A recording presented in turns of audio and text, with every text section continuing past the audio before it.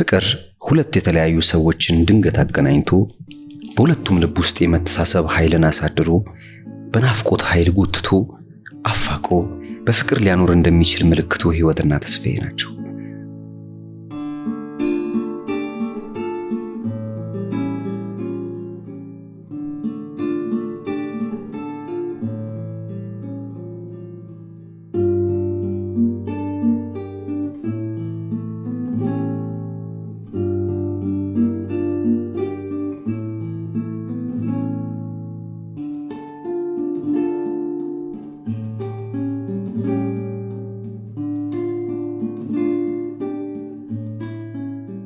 በፍጹም ልቧ ትወዷለች፣ በማይገለጽ ቋንቋ ይወዳታል። ሁለቱን አንድ ላይ ለማኖር መሃላቸው ያለው ፍቅር ብቻ ግን በቂ አልነበረም። የፍቅራቸው ምልክትም ይሁን ልጅ ያስፈልጋቸዋል።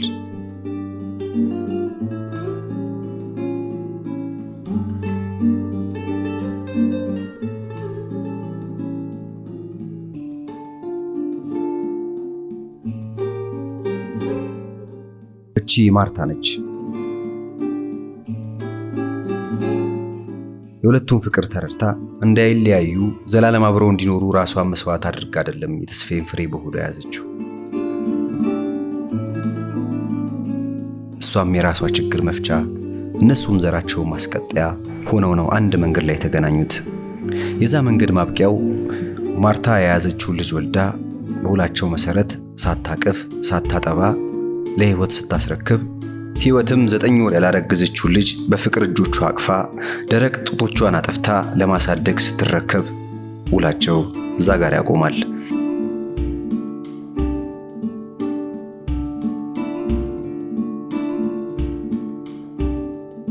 እነዚህ 3 ሰዎች ልብ ውስጥ አንድ ሀቅ አለ።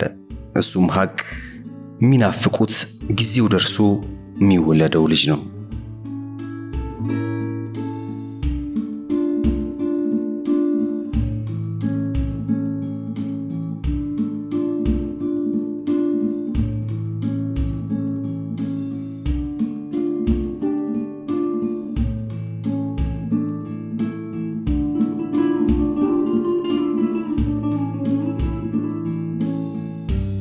ሁለቱ ከተጋቡ 3 ዓመታት ቢቆጠሩም ፈጣሪ የተዋደደ ልባቸውን በልጅ አልባረክ ብሎ በጸሎት 3 ዓመታቶችን አልፈዋል።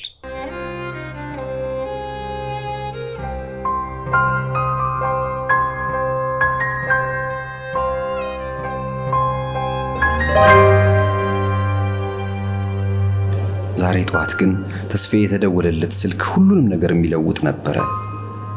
አዎ ሁሉንም ነገር የሚለውጥ ውጤት ነው የተነገረው። የሚያፈቅራት ሚስቱ ዘር መያዝ ማትችል በተፈጥሮዋ መሃን መሆኗን ዶክተር አረዳው።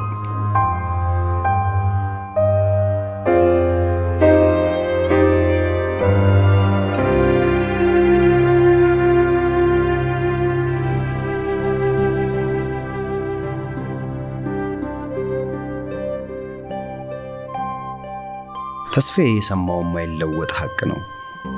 ያቺ የፍቅሩ ምልክት ዘላለም አብረው ለመኖር በአምላክ ፊት ቃል የገባላት ሚስቱ ዘር የላትም።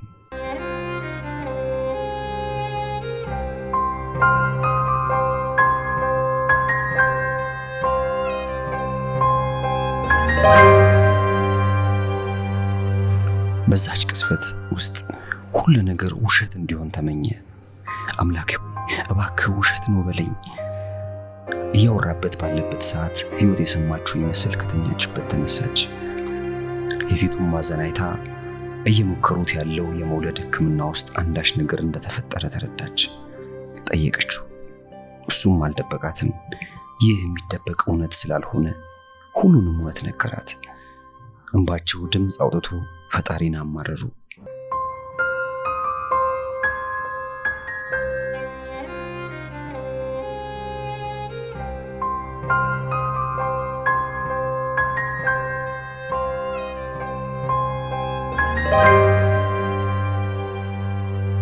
ተስፋዬም አገዛት። ምንም ነገር ቢፈጠር ትቷት እንደማይሄድ፣ ፍቅሩን እንደማይቀንስ፣ የፍቅሩን ሀቅ በእጆቹ መዳፎች እንቧን እየጠረገ ቃል ገባላት። የሁለቱ ፍቅር እስከ ሞት መሆኑን የልባቸው ቃል እንባቸው ውስጥ ይናገራል። ግን ዓለም አንድ ያልተጻፈ ሕግ አለው። ፍቅር በትዳር ይታሰራል፣ ትዳር በልጅ ይጸናል። ይህ ያልተጻፈ ሐቅ ብዙ የሚያምሩ በፍቅር የሞቁ ጎጆዎችን አፍርሷል። ይህ ደግሞ የብዙ ፍርድ ቤት መዝገቦች ውስጥ የተጻፈ እውነት ነው።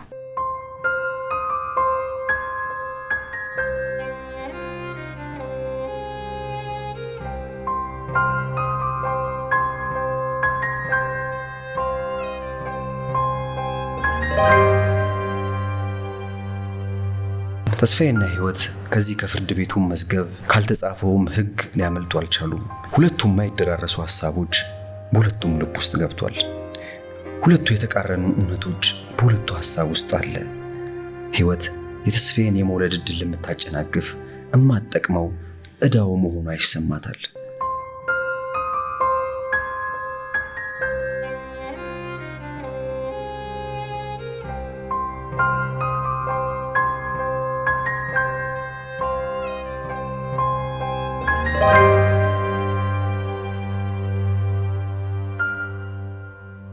ተስፋዬ ደግሞ ለቃሉ ሲል ዘላለም አብሯት ለመኖር ግን ደግሞ ልጅም እንዴት ማግኘት እንዳለበት ያስባል።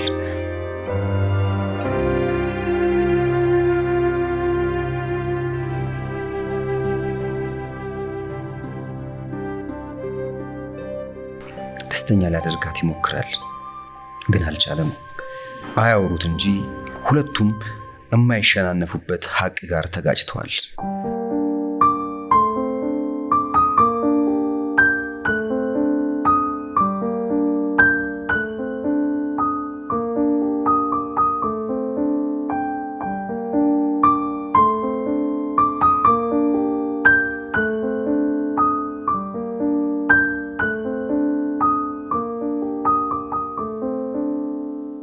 በዚህ ሁኔታ ላይ ያሉ ነበር ተስፋዬ አንድ ሐሳብ የመጣለት። ያም ሐሳብ ከሌላ ሴት ልጅ መውለድ።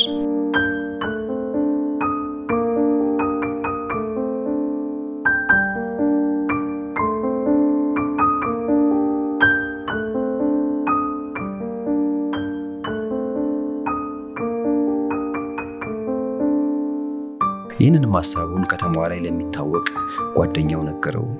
እሱም አንዲት እናቷ የታመመባት ሴት እንዳለችና የማግባባት ስራውን ሰርቶ እንደሚያገናኘው ነገረው።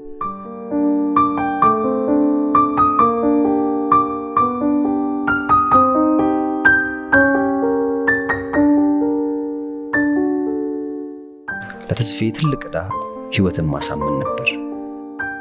አዎ የግድ ልታመን ይገባታል። ፈጣሪ ያልሰጣትን ዘር በራሳቸው ብልሃት ቤታቸውን የሚያሞቅ ፍቅራቸውን የሚባርክ ልጅ ማምጣት አለባቸው።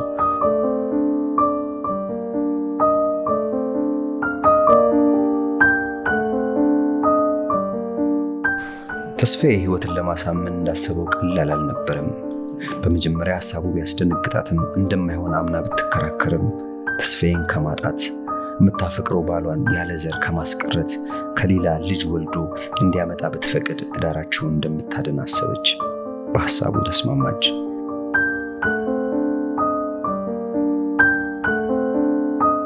ሁለቱም ለአዲስ ምዕራፍ ተዘጋጁ።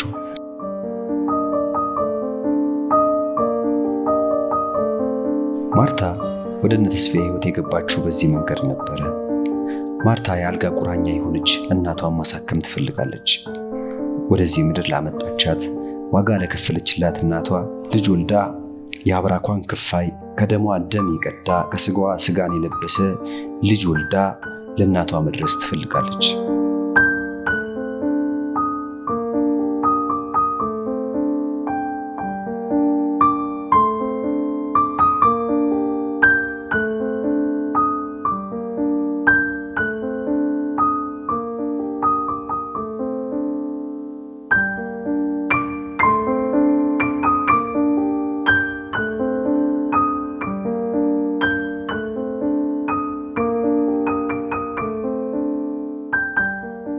እዚህ ጋር ደግሞ ሌላ የሚያም እውነት ሕይወት መጋፈጥ አለባት።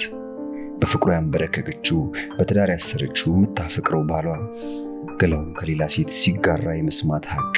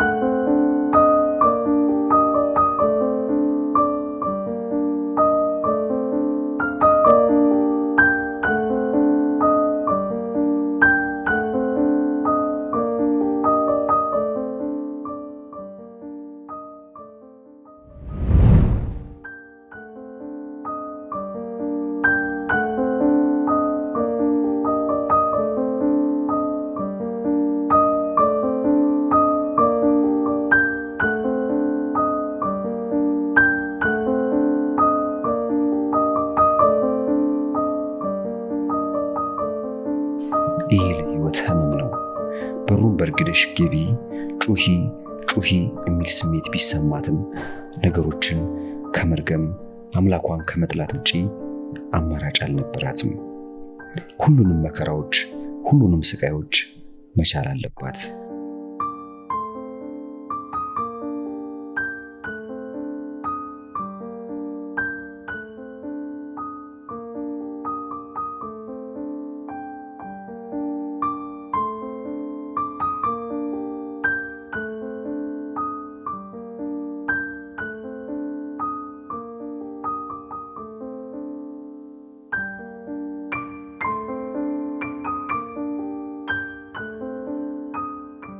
የመቻሏ ዋጋ ሊከፍላት ብዙ ጊዜ አልፈጀበትም።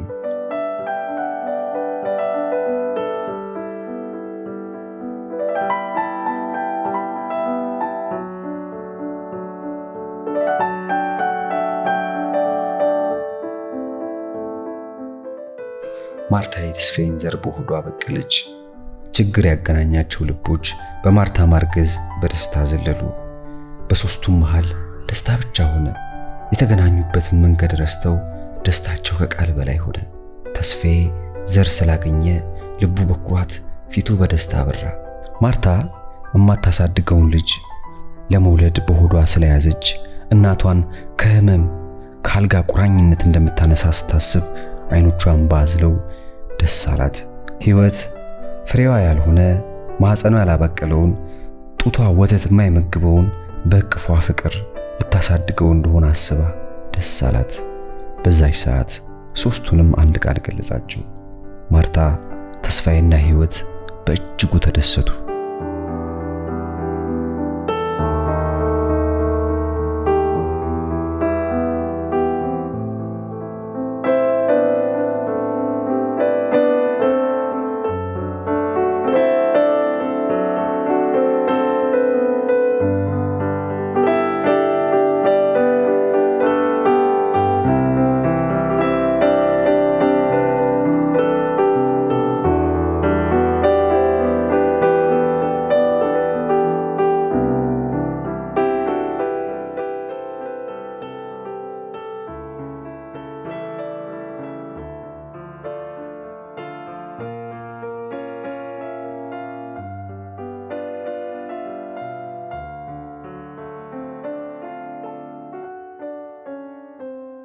ሕይወት ቀናቶች ሁሉ ድንገት አጥረው የባሏን ፍሬ ከማርታ ሆድ ወጥቶ የምታይበት ጊዜ በእጅጉ ይናፍቃታል። ያ ልጅ ለሷ ልጅ ብቻ አይደለም፣ ከልጅ የዘለለ ትርጉም አለው። ለሷ የዚህ ልጅ መወለድ ከተስፋዬ ጋር ለዘላለም የሚያኖሯት ማህተሟ ነው።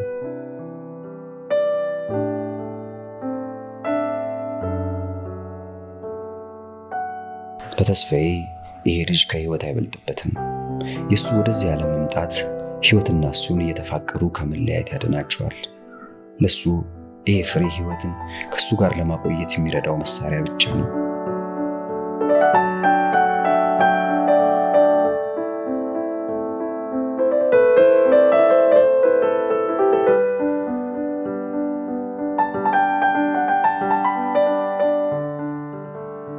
ለማርታ ይሄ ልጅ የእናቷ ዋጋ ነው። 9 ወር ላረገዘቻት አምጣ ለወለደቻት በብዙ መከራ ውስጥ ላሳደገቻት እናቷ የምትከፍለው ዋጋ ብቻ ነው። የሷ ጉጉት አንድ ነገር ብቻ ነው፣ ጊዜው ደርሶ ይሄ ልጅ ወልዳ ወደ ምትናፍቀው እናቷ መሄድ።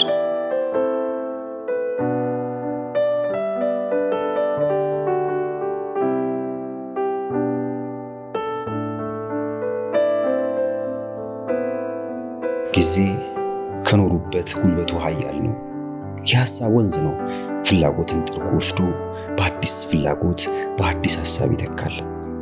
ሶስቱም በነበራቸው ፍላጎት ሳያወሩ በደስታ እየዋኙ በጊዜ ጠንካራ ሰንሰለት ተንጠላጥለው እንደ ወንዝ ፍሰት ወረዱ። በዚህ ሂደት ውስጥ ግን የሶስቱም ፍላጎት አድጎ ሶስቱም የሚታገሉት ግን የማይፈነቅሉት ትልቅ አለት መሃላቸው በቀለ።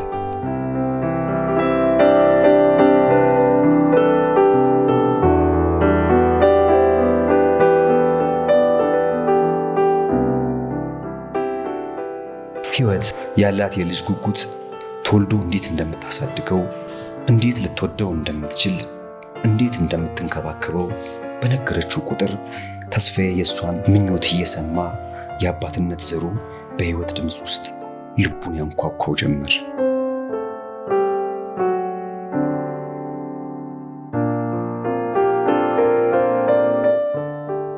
ያልተወለደው ልጁ የሚጠራው እየመሰለው ልቡ በደስታ እየዘለለ የልጅ ናፍቆት እየሄደ እየተነሳ እየተቀመጠ ያወዛውዘው ጀመር።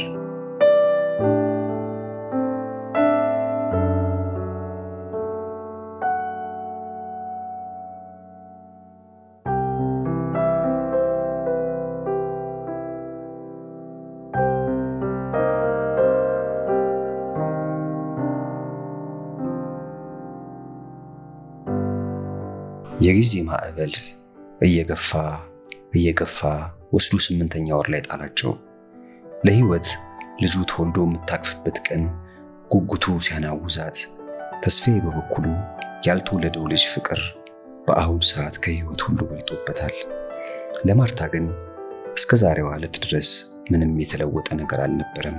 ዛሬ ግን ባልተወለደ በሆዷ በተሸከመችው ልጅ ጾታ የሁለቱን አለመግባባት ስታይ አይምሯ ውስጥ አንድ ጥያቄ ተፈጠረ። እንዴት ሰው ባልወለደው ልጅ ይጣላል?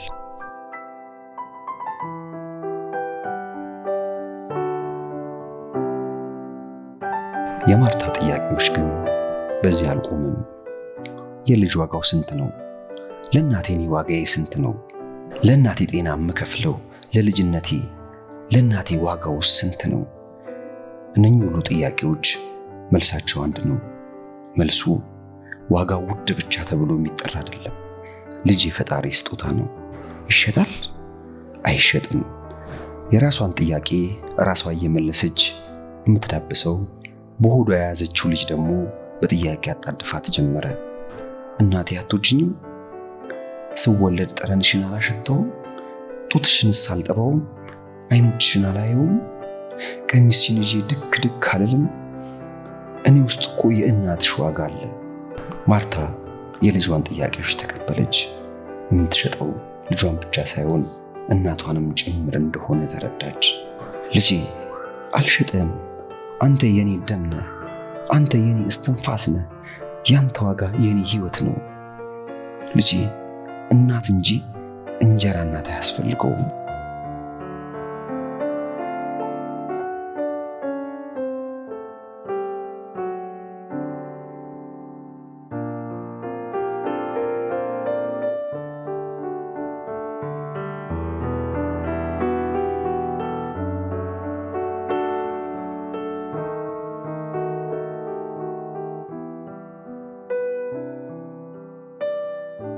ትዳራቸውን በልጅ ለመባረክ የሄዱበት ርቀት የሁለቱንም ፍቅር አደጋ ውስጥ ከተተው።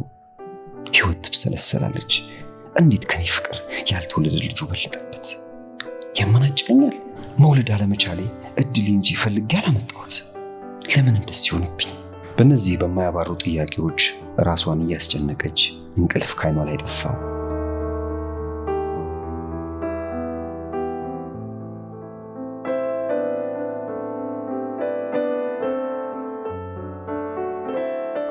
ተስፋዬም በበኩሉ ይብሰለሰላል።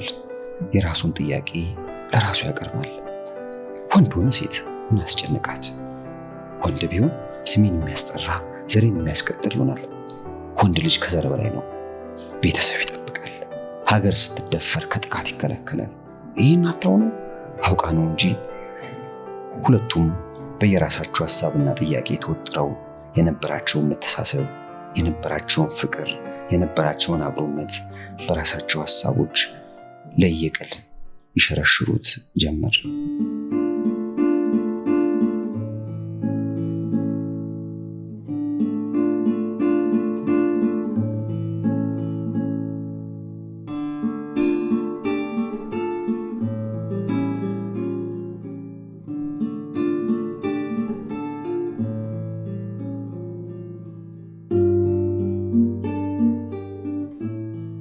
ማርታ እንዳሰበች አልቀረችም። ያሰበችውን መሬት ለማውረድ ስራ ጀመረች። ልጇን ከእንጀራ እናት አርቃ እናት ልትሆን ተስፋዬን ማማለል ጀመረች። በየትኛውም ሁኔታ ዋጋዋ የልጅ እናት መሆኑን አምናለች። ለዚህ ደግሞ የሚከፈለውን ዋጋ ለመክፈል ተዘጋጅታለች።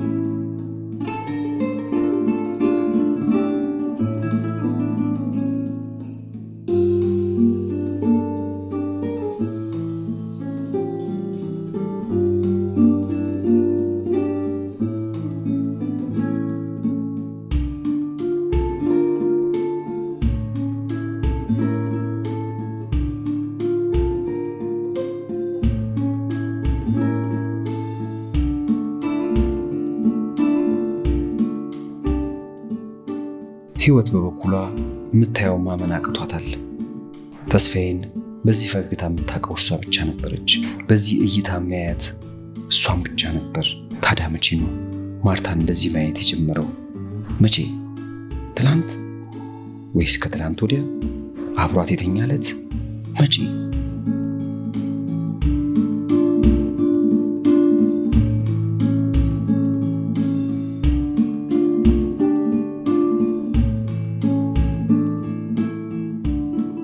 በሶስቱም መሃል የነበረው አንድ መዳረሻ ተለያይቷል።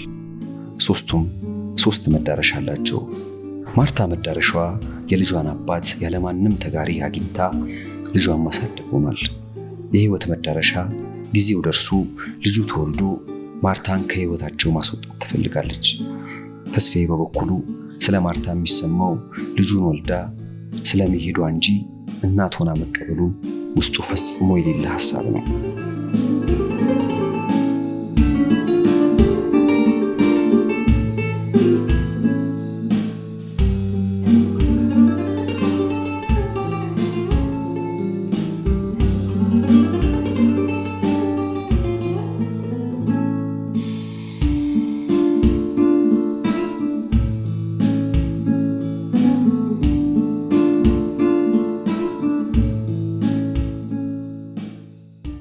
በመጨረሻም ማርታ ልብ ውስጥ ያለው እውነት ልትነግረው ወሰነች። በማህፀኗ የያዘችውን ልጅ እናት ሆና ልታሳድገው መወሰኗን ነገረችው። እሱም አባት እንዲሆን አስረዳችው። በሁኔታው የተደናገጠው ተስፋዬ መጀመሪያ ስለተስማሙበት እውነት ቢነግራትም ልጁን ወስዳ በሆዷ ተቀምጦ የሚፈራገጥ ልጇን ስታስነካው የተዘበራረቀ ስሜት ተሰማው።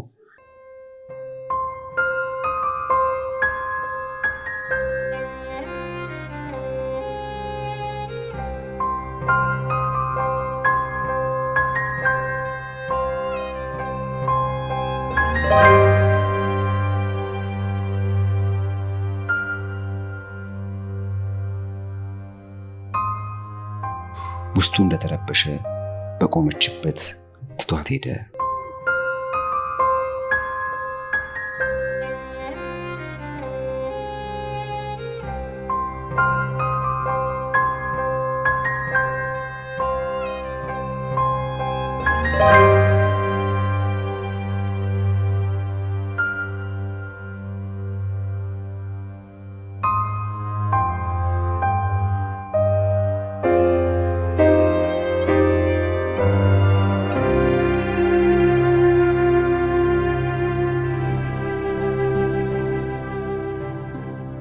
ተደብቃ ይህን የሰማችው ህይወት መከዳቷ፣ ፍቅሯን ዘላለም አቆየዋለሁ ያለችው ትዳር አደጋ ውስጥ እንደገባ አመነች። አሁን የምትናፍቀው ልጅ ትዳሯን ሊያፈርስ እንደተዘጋጀ አሰበች።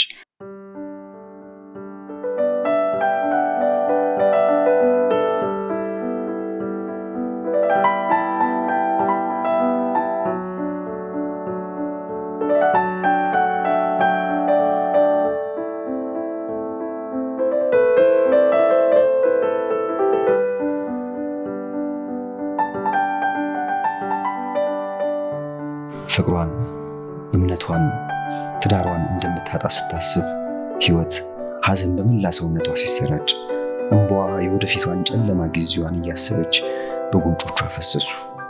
ግን አንድ መጋፈጥ ያለባት ሐቅ እንዳላሰበች፣ ያም ሐቅ የማርታ እናት የመሆን ሐሳብ ነው። ልትጋፈጠው ወሰነች።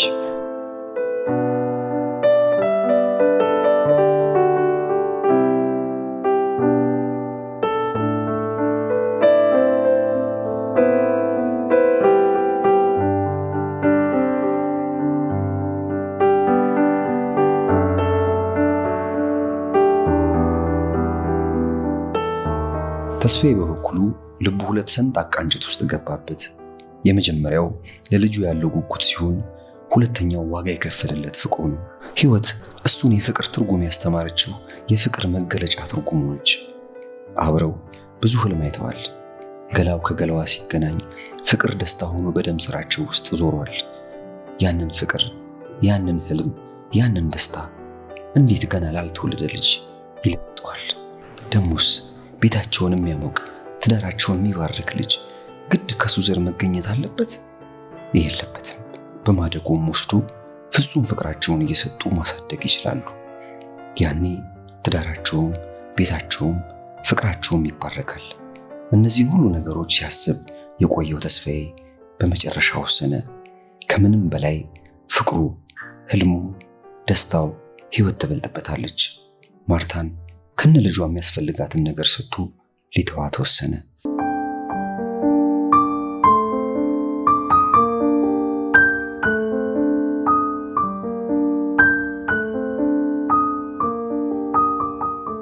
መሸነፍ ትልቅ ህመም ቢኖረውም የተሸነፍንበት እውነት አሸናፊ ሊያደርገን ይችላል። ሕይወትም የመረጠችው ተሸንፋ ማሸነፍ ነው። የማርታ እግር ላይ ወድቃ መለመን፣ እምታጣውን መንገር፣ ለሕይወት ማርታ ሆድ ውስጥ ያለው ልጅ ዋጋው በሕይወት መኖሯ፣ ልጁንም ተስፋዬንም ማታ መኖር እንደማትችል በእንባ ሆና እግሯ ስር ወድቃ ለመነቻት።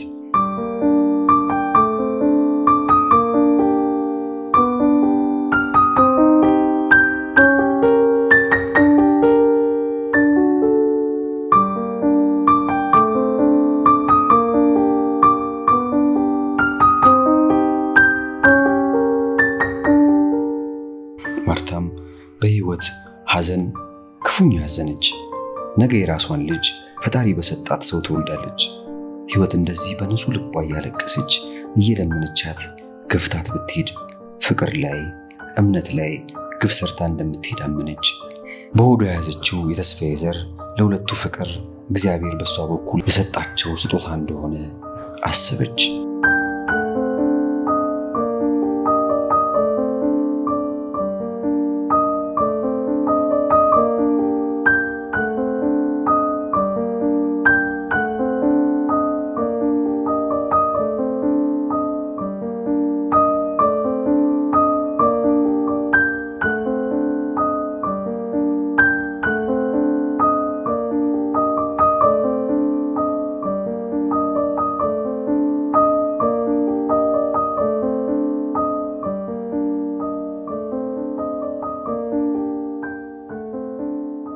ተስፋዬ እቤት ሲገባ ግን ያላሰበው ገጠመው።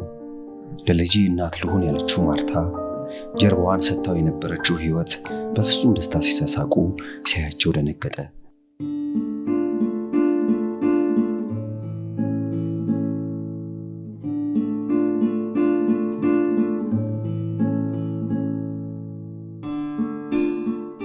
የሁለቱም ፊት ላይ የነበረው የደስታ ስሜት ሳያውቀው እሱ ላይም ተጋባ። ሶስቱም በደስታ እያወሩ ባሉበት ሁኔታ የማይቀረው ጊዜ ደረሰ።